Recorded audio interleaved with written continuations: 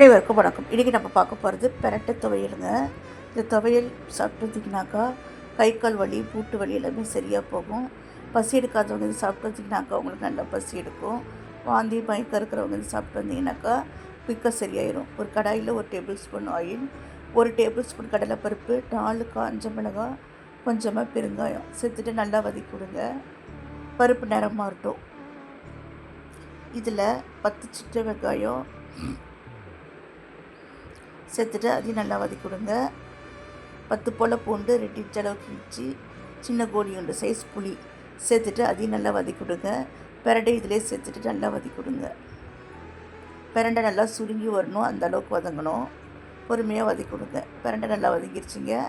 இப்போது 3 table spoon தேங்காய் சேர்த்துட்டு இதுக்கு தேவையான அளவுக்கு உப்பு சேர்த்தாச்சு. சேர்த்துட்டு ஆற வச்சு நம்ம அரைச்சி எடுத்துகிட்டு வந்துடலாம். சூப்பராக ரெடி ஆகிடுச்சிங்க. இப்போ இதுக்கு ஒரு தாளிப்பு கொடுத்துடலாம். 2 டேபிள் ஸ்பூன் நல்லெண்ணெயில் தாளித்தா தான் டேஸ்ட்டாக இருக்கும்.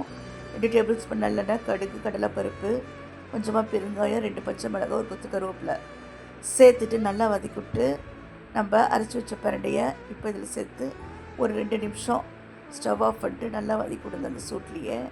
அவ்வளோதாங்க, சூப்பரான பிரண்டை சட்னி ரெடி.